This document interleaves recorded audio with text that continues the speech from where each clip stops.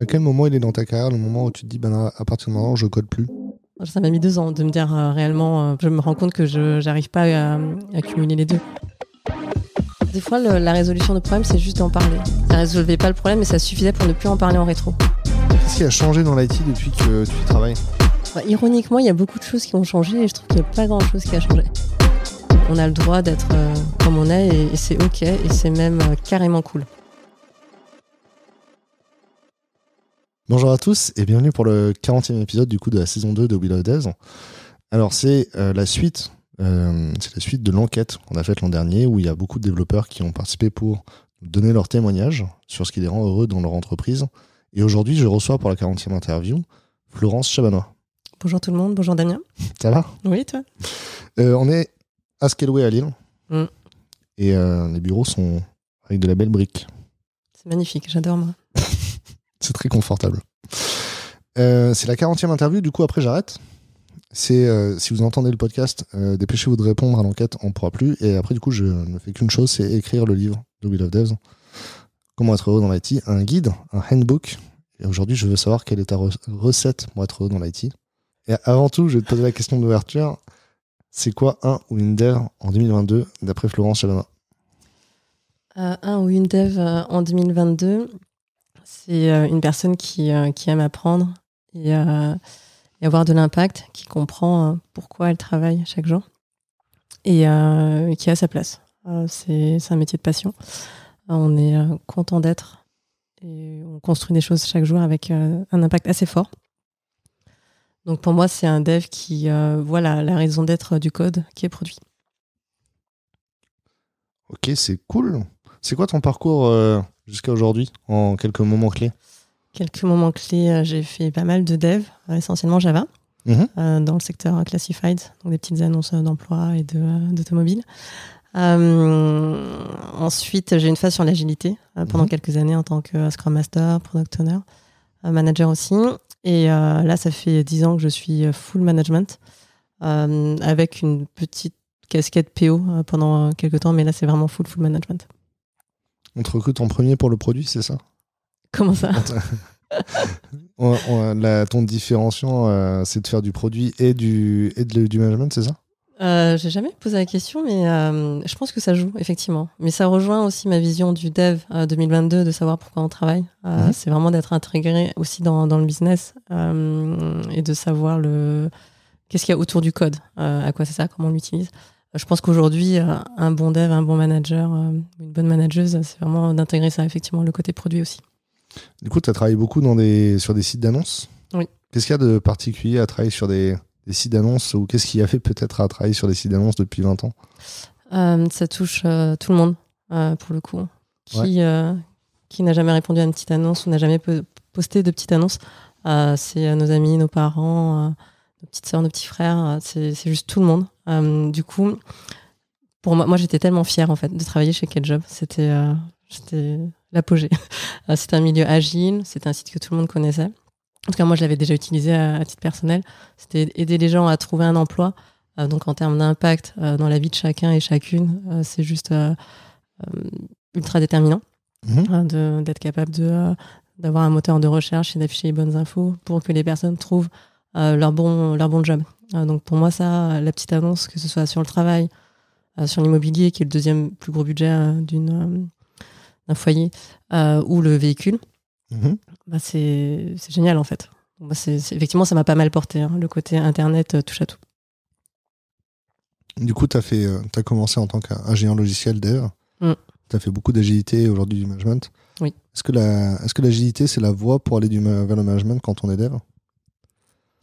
Je suis un peu biaisée, c'est vrai que j'en ai vu beaucoup pour le coup. J'ai vu la case intermédiaire Scrum Master pour pas mal de personnes dans mon entourage.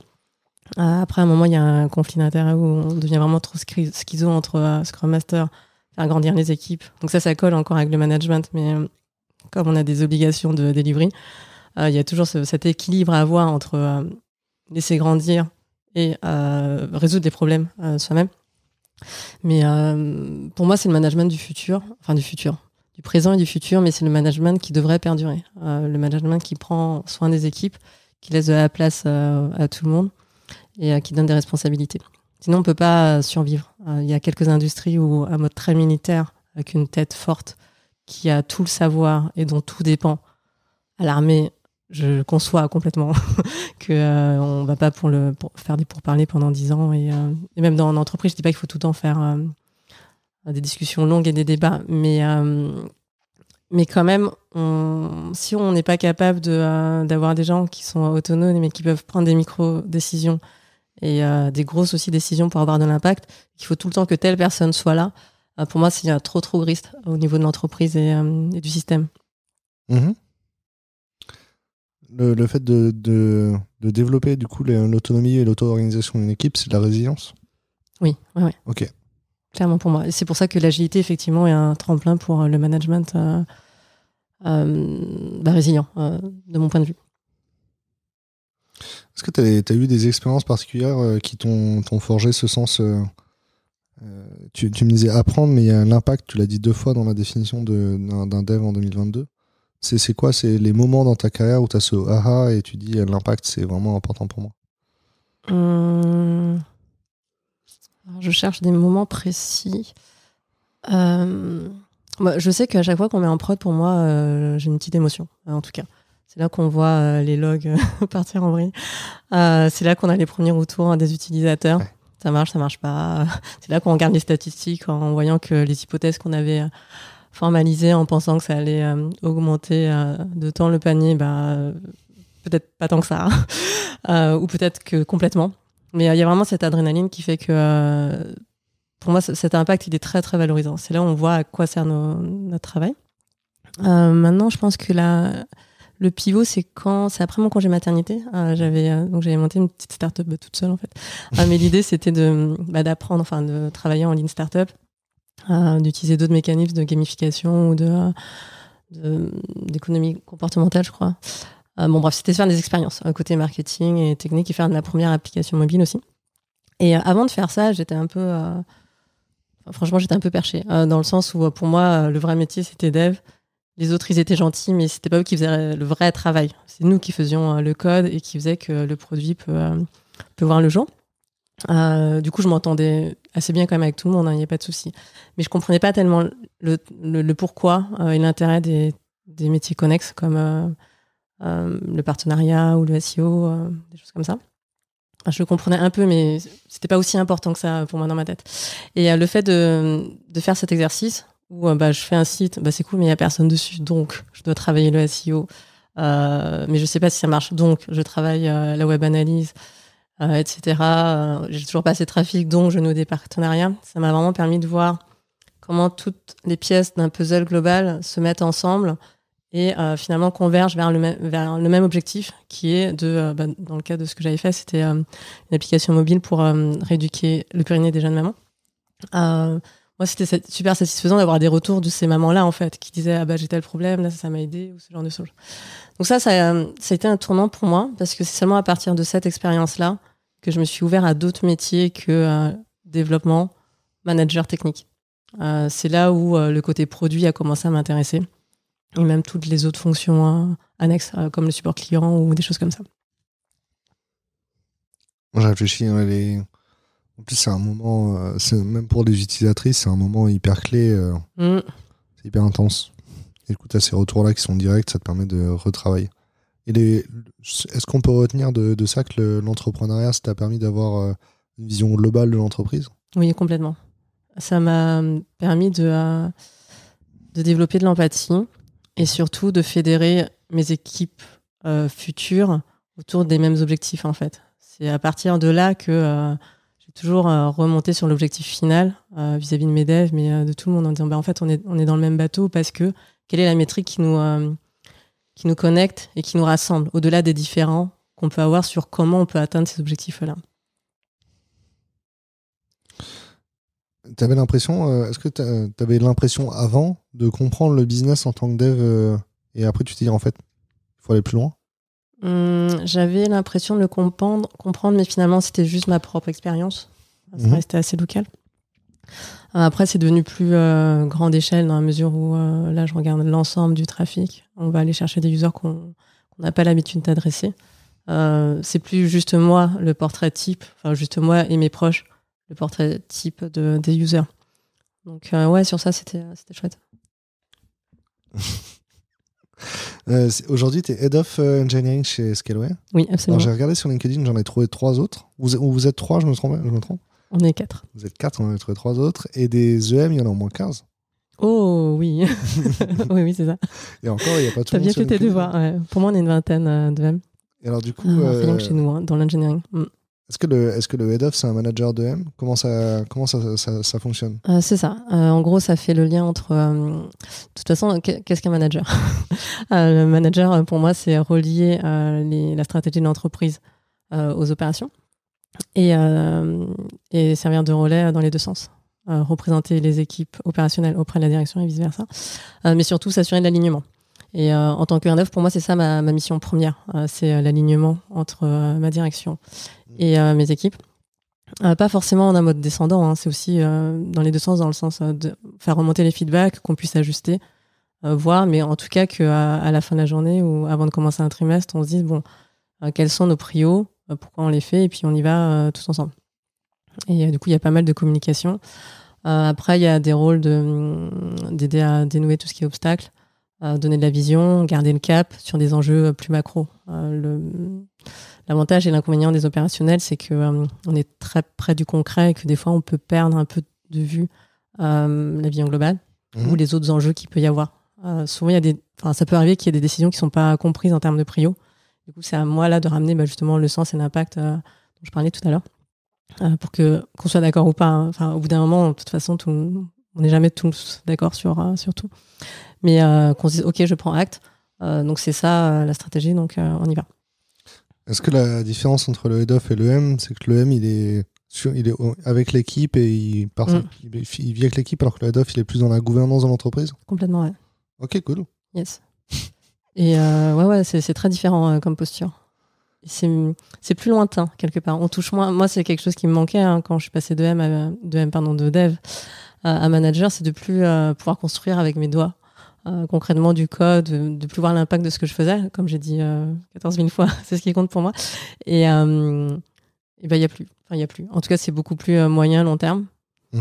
C'est pas moi qui met en prod, en fait. C'est pas moi qui vais faire le code, c'est pas moi qui dessine les maquettes non plus. Moi, je vais coordonner, aider, débloquer, répéter des choses, donner de la vision, mais c'est très, très abstrait. Et en tant que head of, c'est encore plus abstrait que M, effectivement. À quel moment il est dans ta carrière, le moment où tu te dis, à partir de maintenant, je code plus? Ah, j'ai mis du temps. Hein. Alors, entre le moment où je me suis dit ça, ouais, c'était très dur. Je crois que pendant 2 ans, ça m'a mis 2 ans de me dire réellement, je me rends compte que je n'arrive pas à cumuler les deux. Je le fais moins bien que les devs, et quand je le fais, c'est vraiment du temps que je dois explicitement dégager. Et finalement, c'est pas là où est ma valeur. Finalement, je deviens presque une gêne, en fait, pour mes équipes, ce que je veux pas du tout être. C'est là un moment où tu te dis, est-ce que j'essaie juste de flatter mon propre ego? Faut faire des choix clairs et éviter toute ambiguïté. Quand je parle d'alignement, je l'applique à moi-même. Moins c'est clair, moins c'est aidant pour les équipes.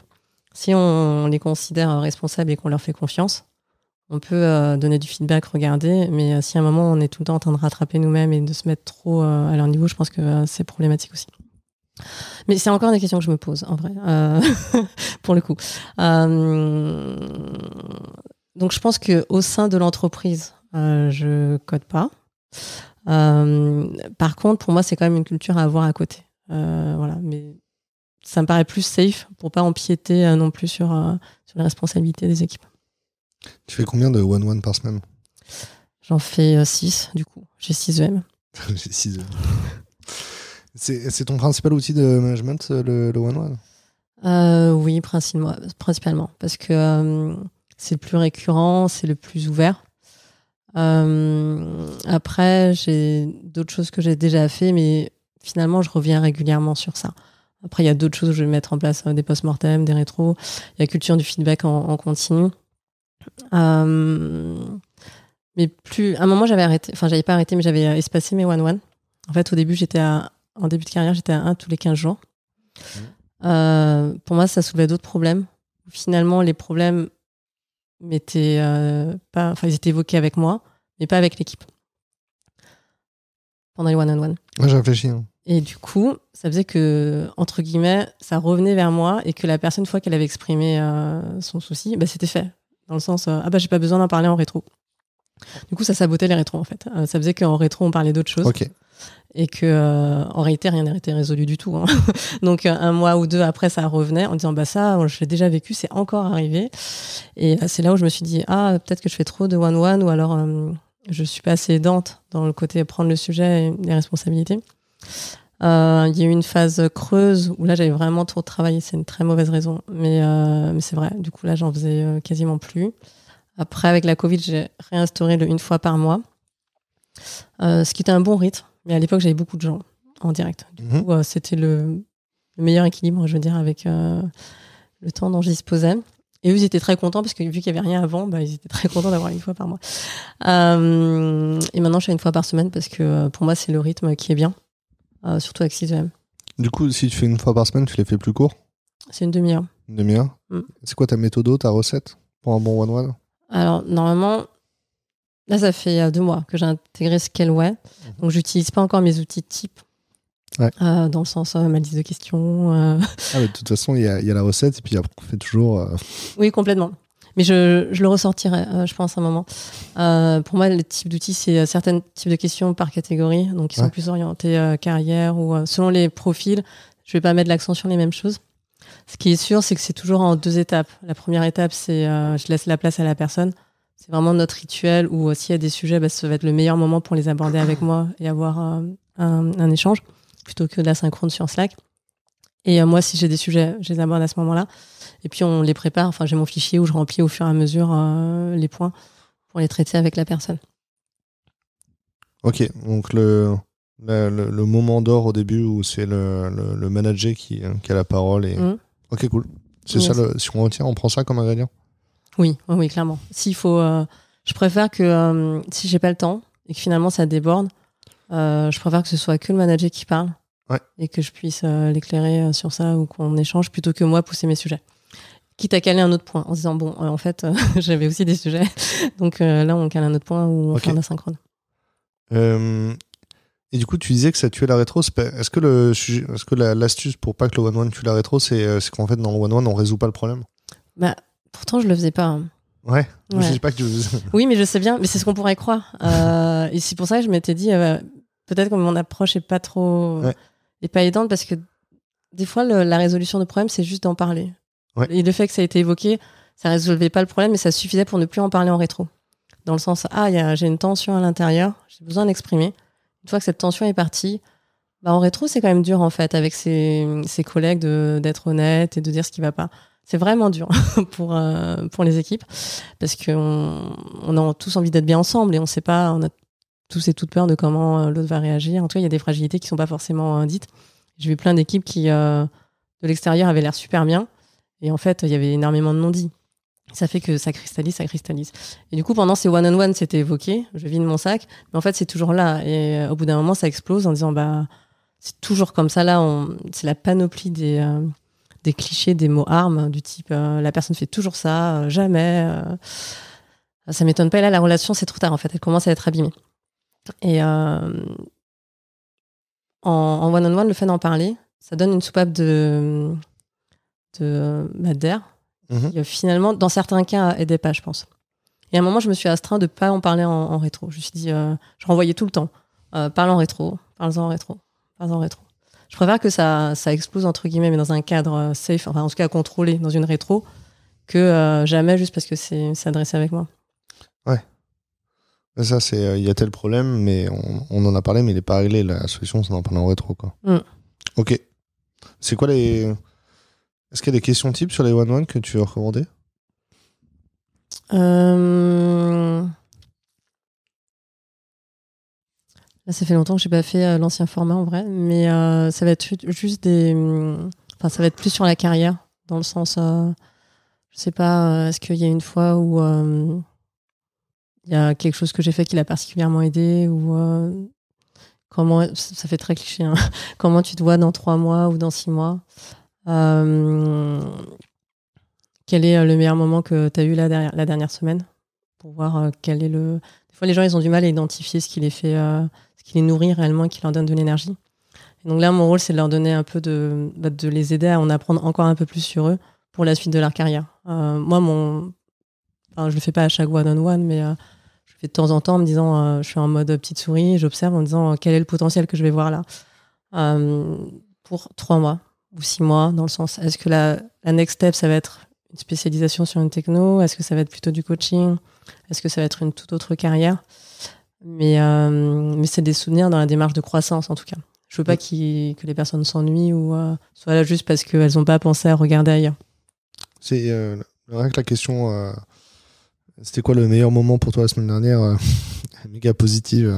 Je la trouve chouette, je la connaissais pas. Je t'en prie. Est-ce qu'on a fait le tour de ton job aujourd'hui? Au final, c'est ça, c'est... tu vas faire des one-one et puis après, c'est travailler sur la vision de la société. Ouais. Et faire en sorte qu'on livre de la valeur au niveau du produit. Moi, ce que je veux, c'est que mes équipes, enfin qu'aucune équipe d'ailleurs, ne soit un frein dans la livraison de la valeur aux clients. Moi, je m'occupe des équipes transverses, pour le coup. Donc, on est par définition sur le chemin critique de livraison. Typiquement sur la mise à disposition d'un produit sur la console ou le développement de DevTools. Le fait de facturer aussi, c'est chez moi, et d'afficher de la documentation, de gérer les API. Et du coup, c'est qu'est-ce qu'on met en place comme process? Comment on fait aujourd'hui pour que le time to market soit le plus court possible? Ou est-ce que c'est le plus long? Est-ce que c'est du temps qu'on peut compresser ou améliorer? Ou est-ce qu'en réalité, c'est plein d'allers-retours qui sont inutiles et qu'on pourrait éviter? Donc, c'est déjà détecter ça avec les équipes et ensuite nous améliorer pour améliorer toutes ces problématiques de délai et d'avoir une bonne qualité aussi de ce qu'on sort. Parce que si on va très vite et que c'est trouvé de partout, c'est pas non plus ce qu'on recherche. Comment tu mesures la qualité? Je pense que la métrique de base, c'est vraiment le nombre de bugs. Mais c'est très basique.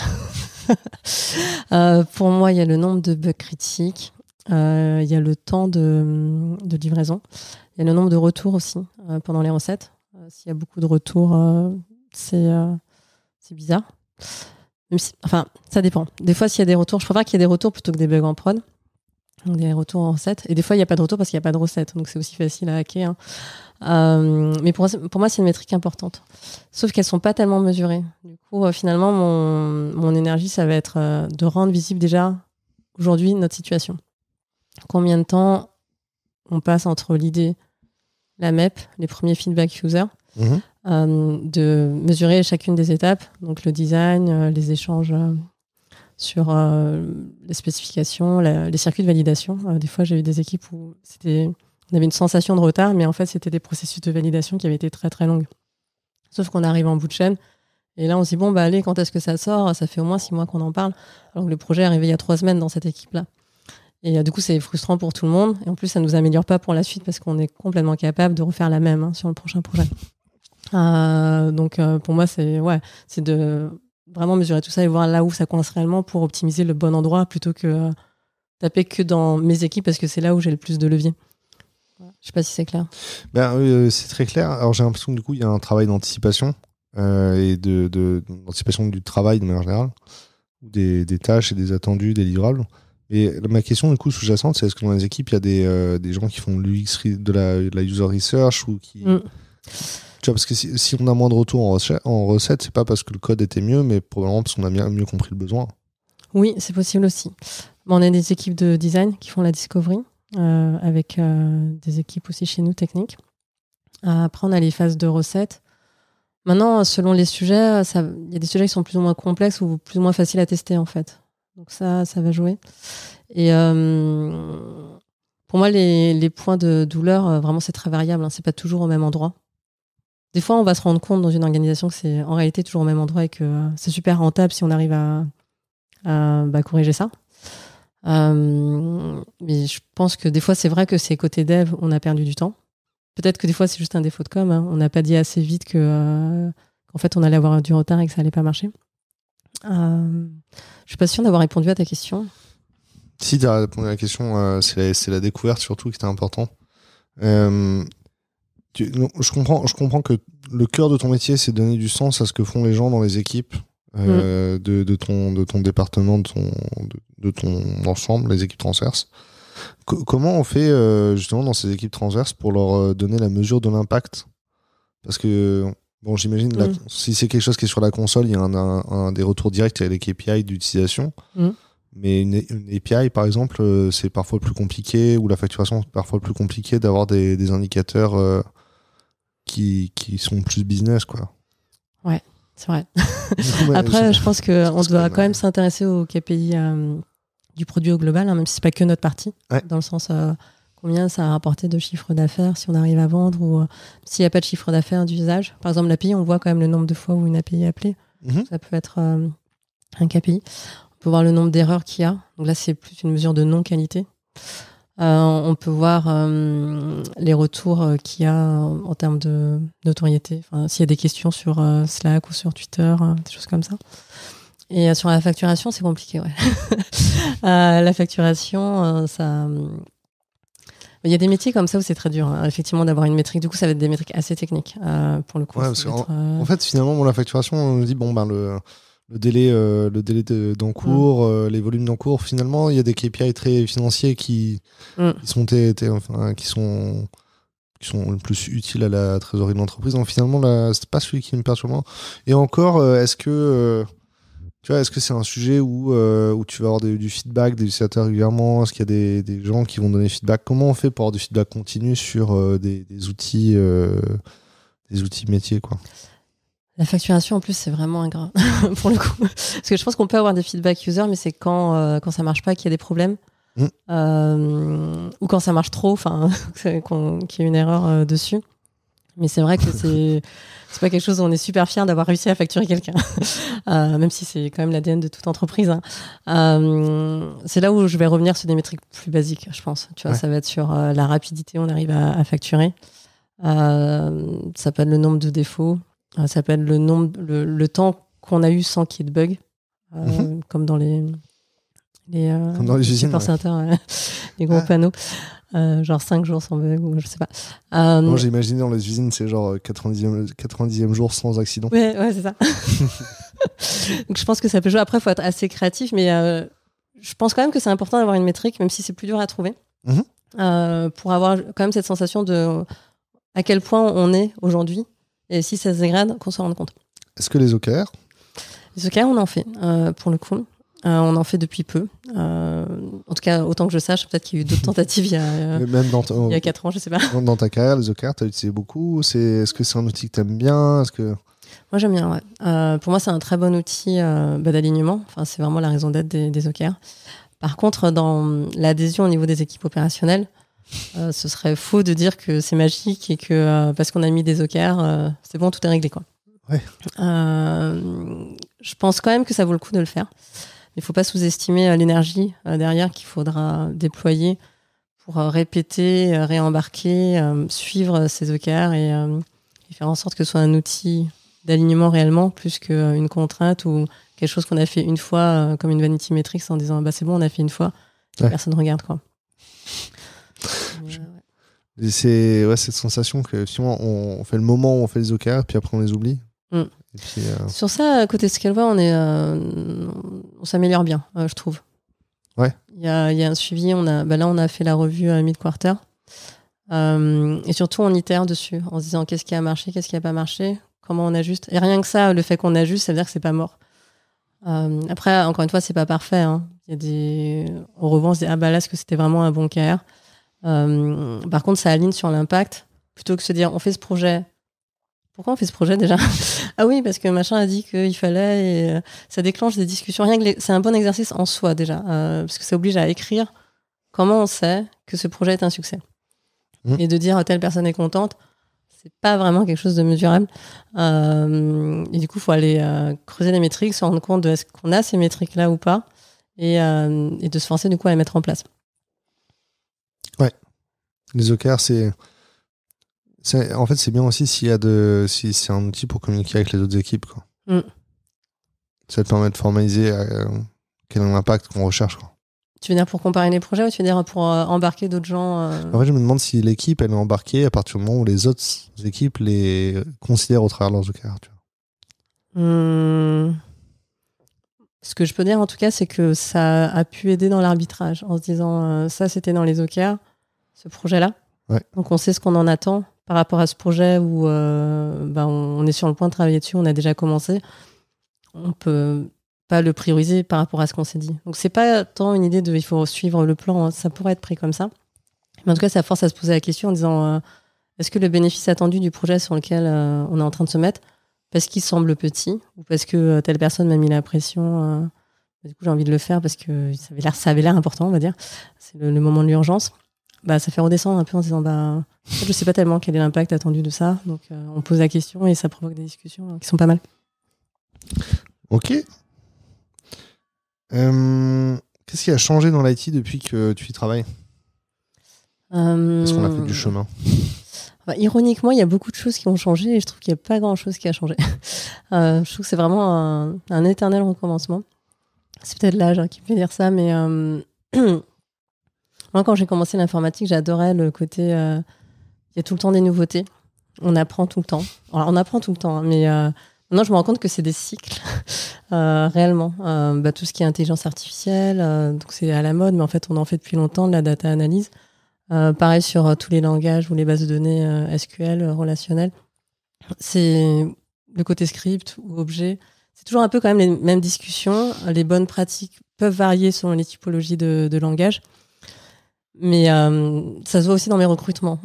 Avant, quand je recrutais, c'était par rapport à si quelqu'un connaît le langage. Ensuite, si la personne connaissait ce type de langage pour pouvoir switcher. Et maintenant, j'essaye en tout cas de regarder plus la capacité à apprendre et à monter en compétence sur un langage plutôt que si ce langage a été pratiqué les dernières années. Et donc avant, pour moi, j'avais une vision très technologique en fait de l'informatique, qui est vrai, hein, je dis pas. Mais pour moi, c'est plus suffisant pour être un bon dev ou une bonne dev. Pour moi, il faut arriver à voir plus loin, à être OK pour peut-être aller tester nos technos qui va répondre plus aux besoins. Parfois, la solution n'est pas technologique du tout, hein, aussi. Peut-être que c'est embaucher quelqu'un qui va faire ça à la main, vu que c'est un besoin qui est pas récurrent. Donc, c'est quand même quelqu'un de curieux, ouvert. Et la part humaine est beaucoup plus importante que ce que j'avais comme vision de l'informatique à mes débuts. Ouais, en gros, le logiciel, est-ce qu'il sert à quelqu'un ? Après, il est fait en Java ou en PHP. Ça peut... Il y avait peut-être un qui était mieux que l'autre, mais une fois qu'il est en route, ça roule, quoi. Oui, clairement. Et puis mieux, qu'est-ce que c'est ? Il n'y a aucun logiciel qui est parfait. Plus il y a de features, plus c'est compliqué. Si ça ne remplit pas le besoin, tout se paye d'une façon ou d'une autre. Ça va être moins performant. Ça va faire plus de charges cognitives pour remplir son besoin, l'objectif qu'on a quand on utilise un produit. Donc, pour moi, maintenant, le langage, c'est presque un détail. Après, c'est facile à dire parce que c'est pas moi qui code. Hein. C'est pas un détail parce que je sais qu'il y a quand même des préférences selon les personnes. Mais... Ouais, parce que la question qui va avec, c'est quoi un senior, du coup ? Parce que même quand moi j'étais junior, je voulais absolument avoir cet état ou ce statut, c'est d'expert ou de référent sur une techno. Et j'ai eu la conversation encore récemment avec des candidats où le sujet c'était non, ça fait 15 ans que je fais du PHP, si je me mets à faire du Ruby, je perds toute ma valeur marché, je vais pas faire ça. Et du coup, la question, je peux te la poser dans l'autre sens, c'est est-ce qu'il y a des experts dans tes équipes ? Est-ce que tu les identifies ? Est-ce que Nous, on a quelque chose qui est vraiment chouette, même si ça a d'autres travers. C'est qu'on a mis en place une grille salariale il y a quelques mois, qui est pas basée sur le nombre d'années d'expérience. C'est très troublant pour moi quand je suis arrivée. Alors, c'est pas l'année d'expérience qui va faire ton expérience, donc ça on sait. Mais quand même, c'est quand même une information qu'on prend en compte. Sauf que là, quand j'évalue les personnes quand on évalue les personnes, on n'a pas forcément en tête ce nombre d'années d'expérience. On va regarder les compétences, donc qui sont formalisées. Typiquement, senior, c'est quelqu'un qui va apporter des projets, qui va aller convaincre d'autres gens, qui va donner des conseils, qui va sortir en fait de son équipe, qui ont dans cette capacité-là de leadership très appuyée, qui est prêt à challenger des choses et qui arrive à bien communiquer aussi. Donc il y a cette notion de leadership en plus qu'on peut avoir à 1 an d'expérience en réalité et qu'on peut ne toujours pas avoir à 20 ans. Mais pour moi, c'est ces personnes qui vont apporter une valeur ajoutée en plus. Et c'est ça que nous, on va appeler un profil senior. Voilà. Et après, on a des juniors et pros, on a plusieurs grilles comme ça. Et quand on évalue, on regarde les compétences. C'est quand même subjectif, mais ce que je veux dire, c'est moins basé sur le parcours. C'est une question d'impact. Oui, ouais, clairement. C'est une question d'impact. C'est une capacité d'autonomie à faire... aussi. Aussi d'autonomie. On va mettre ça un peu en balance. Parce que le leadership, quand tu le dis, j'ai pas l'impression que c'est la capacité à emporter les gens ou à diriger, c'est plus une capacité à prendre des décisions et de faire preuve de jugement, de discernement. Je pense que... Et en même temps, c'est prendre les bons jugements et les bons discernements. Je veux pas non plus que... On pourrait dire quelqu'un qui pèse tellement le pour et le contre, qui prend jamais de décision. Est-ce que c'est un bon élément ou pas parce qu'il est prudent. Ouais. Sauf que rien ne sort. Non, le leadership, c'est quand on avance. Ouais, c'est ça, c'est quand on avance. C'est aussi prendre des risques et des fois se croûter, c'est ça que je veux dire. Du coup, le côté bonne décision, il est... dans certains cas, j'ai déjà félicité des gens pour avoir complètement raté leur truc. Et c'était pas parce qu'ils avaient raté en soi, c'est juste parce qu'ils avaient quand même franchi le pas, ils avaient pris ce risque-là. Après, il faut quand même le mesurer, mais dans le sens, on se laisse pas bloquer. Maintenant, si c'est trop répété et qu'on n'en tire rien, là, ça devient problématique. Mais ouais, du coup, il y a le côté impact, effectivement, et capacité à changer le statu quo, pour moi. C'est le fait d'aider à Scaleway, parce que je suis chez Scaleway, mais en tout cas, l'entreprise dans laquelle on travaille, à grandir et à survivre et à apporter de la valeur à nos users. Est-ce que, du coup, ça fait 2 mois que tu es chez Scaleway ? Yes. 2-3 mois, peut-être. Pourquoi Scaleway a l'air différent dans le monde des hébergeurs qui est hyper rigide, il faut être fort, Scaleway est violet. Oui. Scaleway est fun, tu vois. C'est beau, non ? Violet, le mélange de bleu et rouge. Oui, c'est ça. Pourquoi Scaleway est différent ? Ça fait partie de nos valeurs, la singularité, pour le coup. Pourquoi c'est différent ? Parce que il faut un peu de tout dans ce monde. Je pense qu'aujourd'hui, c'est plus l'inverse. Pourquoi est-ce que les cloud providers qu'on a sont tous pareils ? Pourquoi est-ce que Google, Amazon, Azure, même si clairement Amazon est devant, hein, mais c'est vrai que travaillant dans l'informatique depuis un moment, vraiment j'avais l'impression qu'il y avait qu'Amazon qui existait. Et on a quand même besoin de choix dans notre vie. Si on devient captif d'un seul outil, c'est un risque élevé. Encore plus quand c'est une entreprise américaine avec le Cloud Act et tout ce qui est en jeu en termes de données personnelles, mais pas que.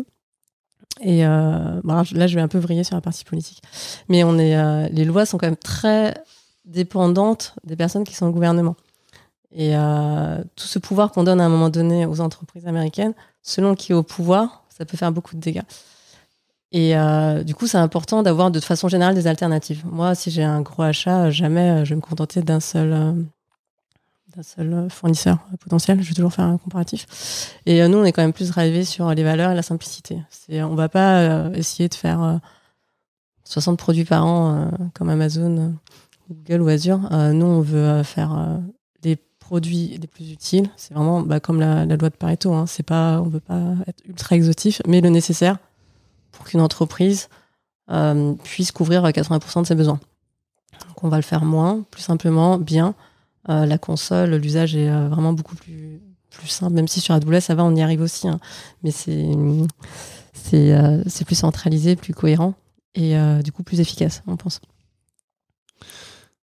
On est parti. Ouais, je suis désolée. En plus, j'ai l'impression d'avoir fait une grosse promo. Franchement, ça m'a pas choqué. Ma question, c'était une question sur la culture et t'as commencé à parler des valeurs et dire que la singularité, c'est une valeur. Oui. Et puis après, t'es parti sur le positionnement marketing et les produits. Mais du coup, ma question, je vais poser une autre question qui marche aussi, c'est à quel moment les valeurs de Scaleway, elles matchent avec les tiennes ? Il y a la partie écologie, pour le coup, même si maintenant tout le monde va dessus et qu'on n'est pas parfait non plus. Hein. Mais en tout cas, aujourd'hui, il y a quand même l'urgence climatique qui se profile. Je suis pas du tout très au fait de ça, mais je sais que ça a toujours été important pour moi de prendre soin de l'environnement dans lequel on est, parce qu'il est partagé, hein, c'est aussi bête que ça, et de pas surconsommer là où on n'en a pas besoin.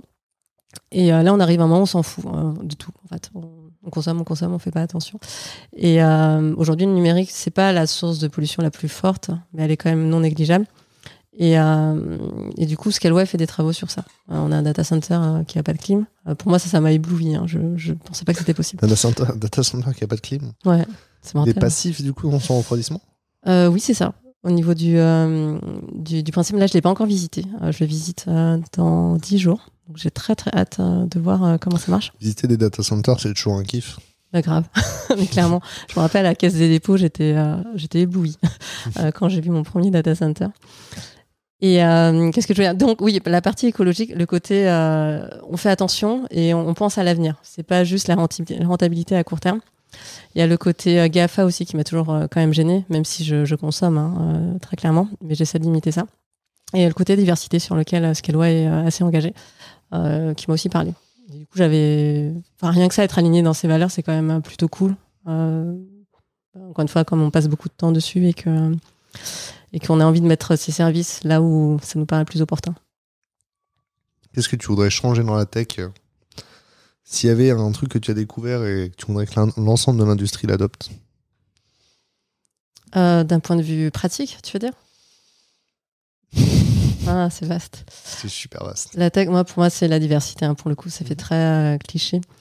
Et biaisé, vu ma situation. Mais pour moi, l'impact est tellement fort de la tech dans la vie des gens que c'est pas négociable, en fait. Pour moi, c'est urgent, en vrai. Je m'étais dit, il me reste 20 ans de carrière.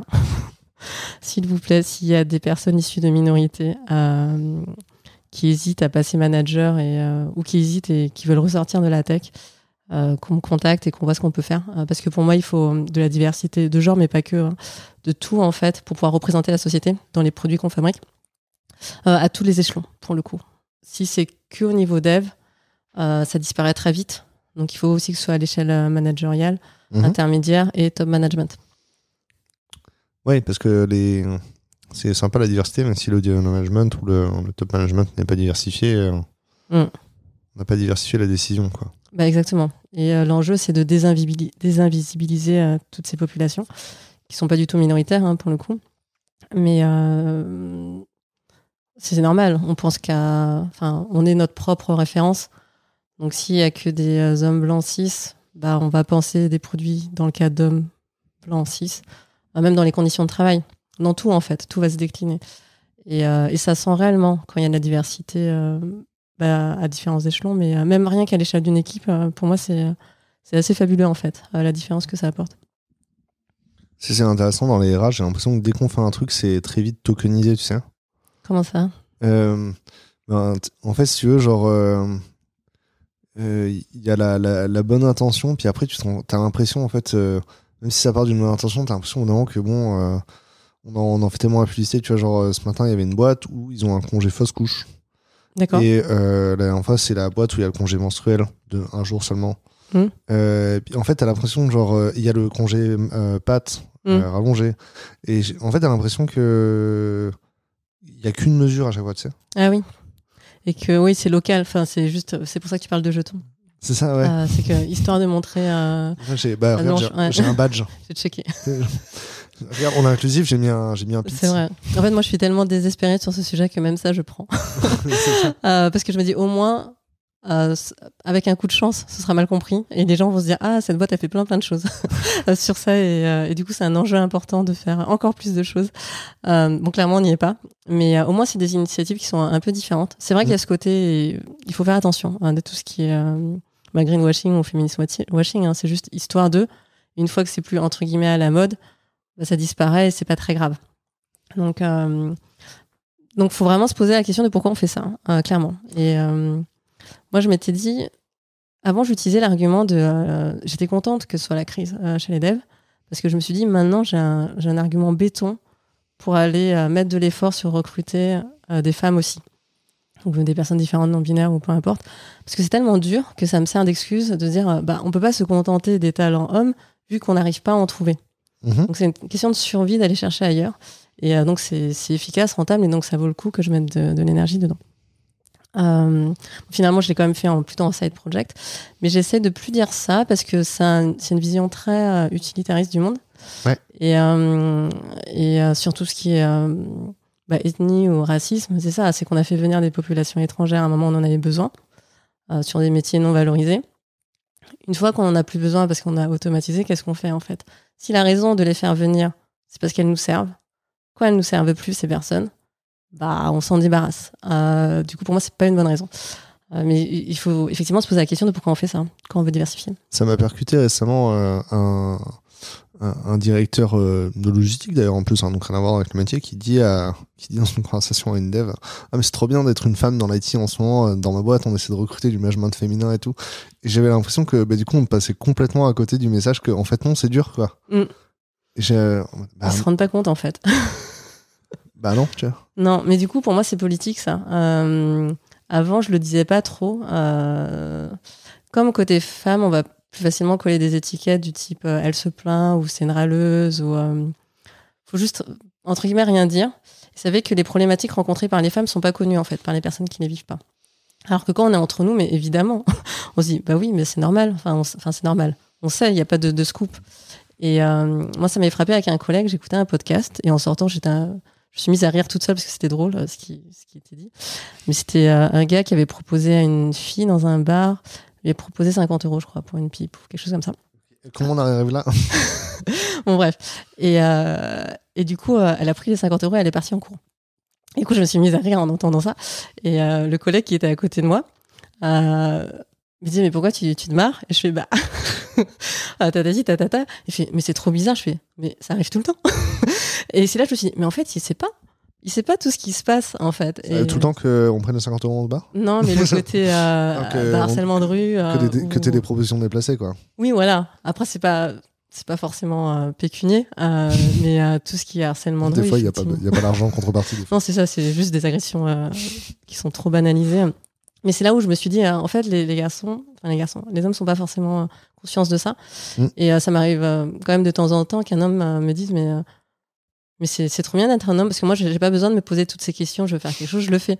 Alors que vous êtes obligé de penser aux réactions potentielles parce que sinon on vous tombe dessus et on va vous coller des étiquettes. Donc c'était assez chouette. Donc politiquement j'essaie quand même de verbaliser ces choses, même si ça me coûte à chaque fois parce que je me dis c'est quand même négatif, c'est pas très drôle, des choses comme ça.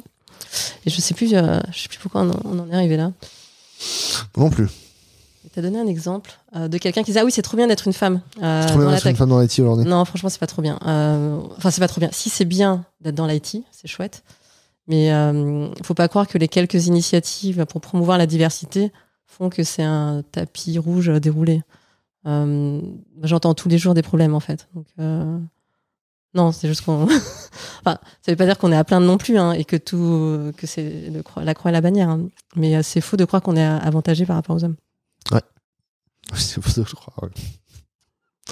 Ouais. On va faire la recette. La recette. Du coup, on fait quoi comme recette?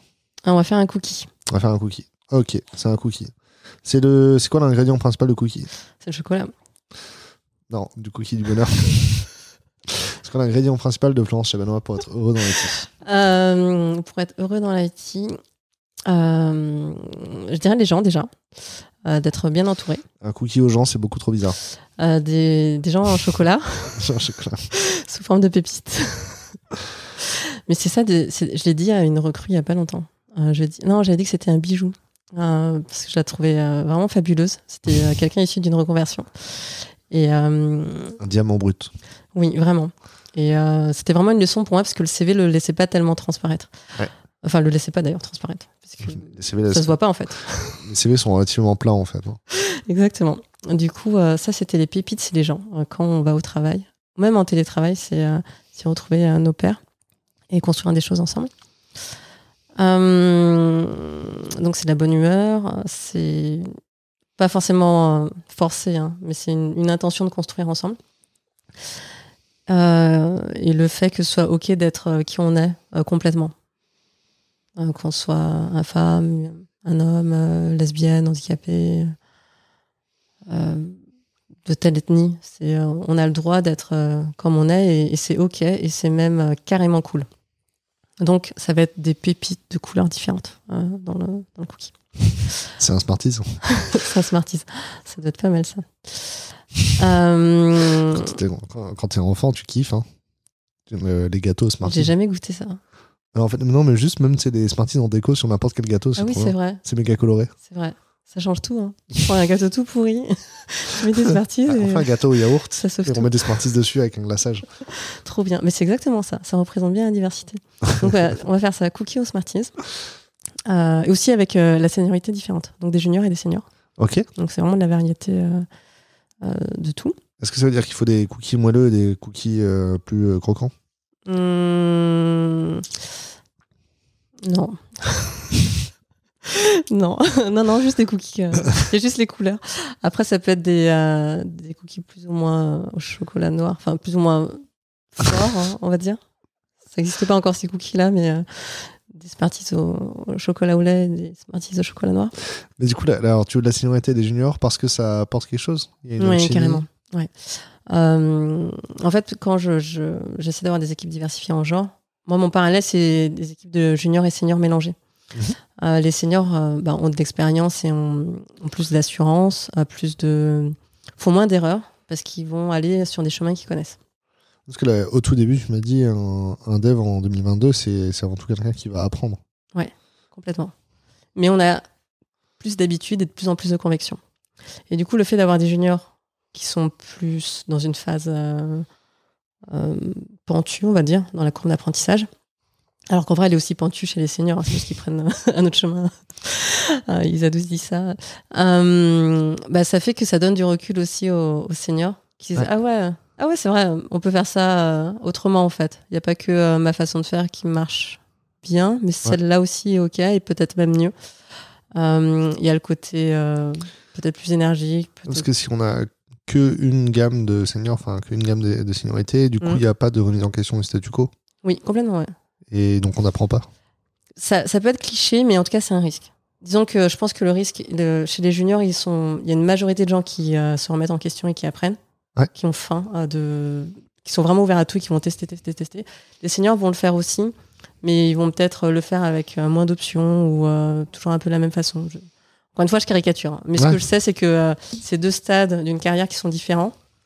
Je sais que moi, je suis très différente maintenant de ce que j'étais il y a 20 ans et que les deux sont OK. Et moi, dans une équipe, je veux qu'il y ait des profils différents pour qu'on soit résistant à des situations différentes. L'expérimenter va dire, peut-être moi j'ai cette solution qui marche, je l'ai déjà vue, mais sur une situation inédite, peut-être que c'est le junior qui aura une idée aussi qui sera très riche. Ouais. C'est la levure dans le cookie? C'est la couleur du chocolat. Je continue avec mes Smarties. Tu veux que je continue la recette ou... Ouais, est-ce qu'il y a un autre ingrédient? Il y a la farine. La farine, ça va être la vision. Ouais. C'est ça qui va faire le croquant. Et c'est quelque chose qui va prendre du temps. Les cookies, quand on les cuit, faut pas les cuire trop. Faut attendre que ça... Enfin, comment dire? Faut les sortir du four alors que ça n'a pas fini d'être cuit. Ouais. Et après, c'est trop bien parce qu'on les voit se durcir petit à petit, mais quand même pas trop. Du coup, au moment où on croque, l'extérieur est un peu croquant, mais l'intérieur très fondant. Et alors ça, dans l'IT, ça ressemble à quoi? Le moment de sortir le cookie un peu plus tôt du four? C'est l'astuce? Je pense que ça pourrait être un parallèle avec le fait qu'il ne faut pas non plus, je pense, chercher à être trop parfait dans ce qu'on livre. Encore une fois, c'est pour les users ou les clients et les clientes qu'on produit quelque chose. Et si on attend de couvrir tous les cas, au point qu'à un moment on se paralyse nous-mêmes, les cookies trop cuits ou trop secs, c'est pas bon. Donc c'est là où on a raté quelque chose. Ou peut-être que l'intérêt est plus là, hein, le produit est sorti trop tard. Ouais. Peut-être que c'est du temps qu'on va passer de façon beaucoup trop importante sur des edge cases qui arriveront quasiment pas ou qui finalement sont facilement contournables. Donc il n'y a pas de valeur assez importante. En fait, on a fait une rétro hier. Et une de mes collègues qui est plus junior, et puis elle a fait ça m'énerve chez We Love Devs de temps en temps. Il y a des trucs, ils changent du jour au lendemain et tout. Et je dis, tu peux citer un cas particulier? On me dit, il y avait ce truc-là, moi je le voyais vraiment comme ça, et puis j'ai l'impression qu'on m'a sorti de la boucle. Et ça se passe comme ça. Je dis, ah oui, non, c'est parce qu'en fait, vous n'arrivez pas à vous prendre de décision. Je l'ai fait, j'ai écouté personne. Et je dis, ça fait 6 mois qu'on en parle, c'est pas fait, je l'ai fait dans la semaine, quoi. Et du coup, c'est pas fait comme tu voulais. Et je savais pas du tout que t'avais une vision sur le truc, du coup, je l'ai fait. Et c'est le better done than perfect. Oui, exactement. Ouais, c'est ça. Et c'est ça, j'ai appelé. Bon, bah, juste des fois, je le fais. Après, ça veut pas dire que une fois que je l'ai fait comme ça, tu peux le refaire comme tu le voulais. Hein. Juste, fallait que ce soit fait, j'en avais marre. Ouais, complètement, ouais. Bah, des fois, on a besoin de shipper les choses parce que ça occupe notre tête pour rien. Et, bah, c'est un cookie dans le four. Si tu l'oublies, il est foutu. Donc, ouais, c'est ça, ouais. Ça prend une charge mentale, ouais. Bah, ouais. Ou alors, sinon, on va faire des pâtes à cookies qu'on cuit jamais. Donc, c'est des débuts de projet qui sont jamais livrés ou qu'on oublie. Il y a une paire qui traîne là. Ou alors, c'est en attente d'un autre service et on n'a pas suivi le truc. Je sais pas si, genre, il y a une façon de gérer des équipes à la dopamine, tu sais. Comment ça? Mais en fait, j'ai lu récemment un thread Twitter d'une personne qui disait c'est important de faire une cure un sevrage à la dopamine, d'arrêter tous les trucs, genre tu vas sur les réseaux sociaux, etc. Ça te donne de la dopamine pour que tu réapprennes à avoir de la dopamine dans les trucs qui sont vraiment importants pour toi. Et du coup, en fait, effectivement, tu vois, c'est le genre de moment où dans la boîte où en fait ils font des trucs qui marchent bien, où les clients sont heureux, etc. Puis il y a ce truc là qu'on n'a jamais fait. Et du coup, je fais, bon, attends, on va le faire une fois. Puis on voit qu'en fait, les clients sont contents quand on le fait. Et du coup, j'ai l'impression qu'on a créé un nouveau canal de dopamine, tu vois. Ah oui, je vois ce que tu veux dire. Plutôt que rester tout le temps shooté à la même seringue, ça permet de verger un peu les. Tout le temps shooté à la même seringue. Ouais, et du coup, je me demande, est-ce que tu vois, il y a une façon de gérer les entreprises, la dopamine driven development? Je connais pas encore ce concept, mais je pense qu'on est en train de lancer un truc. Mais en tout cas, ouais, le rythme est important. Il faut avoir un peu de tout, je pense. Pas que des gros projets, mais des petits, pour que justement il y ait des satisfactions et qu'on de temps en temps on se reconnecte aussi. Les projets tunnels, c'est l'horreur. Hein. Enfin, on est super fort pour faire ça, je crois, dans toutes les boîtes. Mais c'est pour ça que le pourquoi est important pour moi, l'impact. C'est que si à la base on sait pourquoi on fait le truc, en fait on a entre guillemets oublié d'aller en prod, ou alors que c'est juste en attente d'implémentation d'un autre service pour le mettre sur le front ou je ne sais quoi et qu'on l'a juste zappé en disant moi mon travail s'arrête à faire l'API. Bah coco et cocotte, ça sert juste à rien ce que tu as fait en fait. Ton travail s'arrête pas là, c'est quel est l'impact derrière. C'est pas juste de faire un ticket en attente ailleurs, quoi.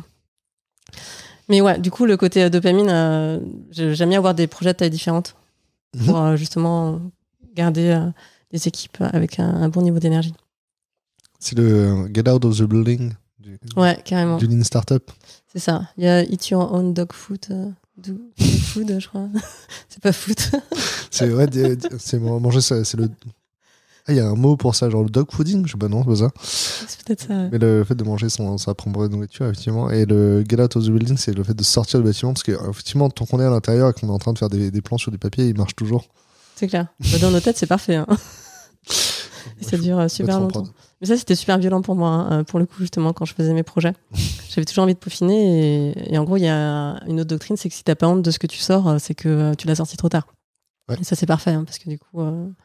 t'as honte tout le temps. Mais au moins, quand tu vois que c'est pas la bonne direction, tu le sais assez vite. Il y a beaucoup de nos collaborateurs. Quand tu travailles du coup sur un site grand public, effectivement, les nos collaborateurs, quand ils arrivent chez nous, ils sont là en mode pourquoi les gens ils sont méchants dans leur feedback? Parce qu'en fait, les 3 quarts du temps, ils font du feedback, on leur répond pas. Du coup, ils ont pris l'habitude d'être méchants pour se faire remarquer, tu vois. Ah ouais? Mais, c'est comme ça que je l'explique aux salariés qui arrivent chez nous. En vrai, c'est parce que les 3 quarts du temps, quand tu fais un feedback à une boîte, tu sais, tu fais un feedback à L'Oréal, ils vont pas te répondre, tu vois. Du coup, tu prends l'habitude d'être de plus en plus méchant, mais... Ça se renverse facilement, non? Ouais, en fait, les 3 quarts du temps, par exemple, sur la dernière vidéo, il y a des gens qui disent la musique est trop forte. Ok, cool, la prochaine vidéo, on fera attention. Merci pour le feedback. Oui, voilà, c'est ça, en fait. Et en fait, c'est des gens qui vont revenir sur la prochaine vidéo, ils vont mettre en feedback merci d'avoir baissé le son, tu vois. Exactement. En fait, ouais, c'est ça, il faut ranger un peu son ego et ils disent juste ça. En fait, ils sont vénères et une fois qu'on reconnaît leur existence, qu'on dit on vous entend, ouais. C'est génial, comme ils sont super reconnaissants, ces gens-là. Du coup, c'est bien de donner cette possibilité, quoi. Faut pas avoir peur. Puis en vrai, quand il y a des inconnus qui commencent à mettre des feedbacks méchants sur les vidéos YouTube, c'est qu'elles ont marché. Hein. C'est un problème de riche, ouais, c'est vrai. Un problème de riche. Ça a bien buzzé. Ok, c'est cool. En vrai, on a un poil dépassé, mais on est dans le temps. Parfait. Est-ce qu'il y a une question que je t'ai pas posée ou est-ce qu'il y a une tribune que tu veux garder pour la fin? Non, je pense que là, c'est pas mal. Il y a peut-être il y a peut-être 1000 grammes, l'expérience dont j'ai pas parlé. C'est vrai, finalement. Mince, j'ai raté ça. Je l'ai écrit en haut, mais... Ah là là. Alors, 1000 grammes. Du coup, toujours lié à l'impact. Moi, il y a une chose qui m'embête, qu'on m'a déjà dit, dont j'ai déjà été le témoin, on va dire. 1000 grammes, c'est une expérience qui a eu il y a longtemps. Où, je sais pas si tu la connais. Tu connais, non? C'est l'expérience où tu appuies sur un bouton et... Ouais, exactement. C'est ça. On décharge on met pas mal de courant électrique. En bon ingénieur, quand le prof de philo nous l'a expliqué, je me suis dit, mais en vrai, tout ce qu'on apprend, parce que comme ils font varier que la tension dans l'expérience, je me suis dit, mais en fait, la seule chose qu'on apprend, c'est que les gens, ils pensent que la tension de 110 volts, elle est mortelle aux États-Unis, quoi. C'est vraiment la seule chose qu'on a appris dans cette expérience, parce que, en fait, à partir de 110, il y en a de plus en plus qui arrêtent d'appuyer sur le bouton. Ouais. Je dis, en vrai, si on l'avait fait en Europe, ça aurait été 220. C'est la seule chose que j'ai. Ah oui, toi, t'as été marqué très différemment de moi. Moi, c'était en première ou terminale. C'est terminale la philo, ouais. Ouais, moi, ça m'avait. Mais moi, c'était en cours d'économie, en fait, que j'avais eu. Et le côté, on obéit. Parce qu'à l'école, c'est ce qu'on nous apprend. Après, on le fait plus ou moins, mais chez les filles, on le fait quand même encore un peu plus, d'obéir aux règles. Et on est récompensé pour ça. Et c'est ça, cette vidéo qui montrait qu'on augmentait, et que sous l'autorité de quelqu'un d'autre, on le faisait quand même. Et au travail, je trouve que c'est ça dont il faut jamais se défausser, dans le sens, on peut pas dire si on nous fait faire des choses que c'est la faute de quelqu'un d'autre. On a une responsabilité de dire là le code il est pas assez propre par rapport à ce que j'attends. Là je pense que c'est vraiment une bêtise d'un point de vue de business. Ce sera entendu ou pas tant qu'on tue pas des gens. Chacun sa conscience, mais en tout cas notre responsabilité elle est engagée. On peut pas se défausser quoi qu'on fasse en fait au travail. D'où l'important d'ailleurs d'être aligné aussi avec le business de la boîte, je pense. Ouais. En vrai, il y a plein d'opportunités. Sur le RGPD, par exemple, il y a plein d'opportunités d'être éthique dans nos métiers, quoi. Oui, c'est vrai. De plus en plus, grâce à ça, d'ailleurs. On s'en rend compte que maintenant. Est-ce que ça, c'est quelque chose qui a changé en 10 ans ? Franchement, le RGPD, ça a aidé, je trouve. Moi, j'étais DPO chez la centrale. C'est vrai. Et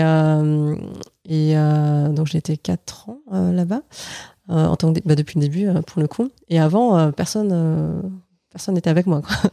Et au fur et à mesure des années, j'ai de plus en plus eu des personnes d'autres services IT, mais pas que, qui posaient des questions. C'était pas qu'une volonté de bien faire. C'était important pour eux de se dire non, là en termes de données ça craint quand même ce qu'on est en train de faire, est-ce qu'on peut corriger ça? Je dis merci pour l'info, on va corriger, etc. Du coup ça fait vraiment un relais par rapport à avant où c'était la responsabilité d'une seule personne qui on s'en foutait, du coup c'est son problème. Là ça a vraiment permis d'impliquer pas mal de services, c'est carrément cool. En ce moment, un de mes catcheurs pour avoir l'attention des gens, c'est ton ATS, il traite les données des candidats aux États-Unis en fait. Et je promets qu'il y a beaucoup de gens qui ont oublié ça, effectivement. Moi, ça me stresse beaucoup. Je comprends, mais c'est tentant de fermer les yeux. Franchement, moi, je vois bien. Parce qu'il y a beaucoup de logiciels qui sont aux États-Unis, au final, ne serait-ce que par le cloud. Et on a du mal à assumer, quoi. Bon, c'est cool. Merci beaucoup. Merci, Damien. Pour les gens qui n'ont pas encore participé à l'enquête, en vrai, c'est le dernier moment, allez-y maintenant ou jamais. Et puis, on se revoit sur d'autres formats, du coup, parce que c'est fini pour celui-ci. Merci beaucoup, Florence. Merci, bonne journée.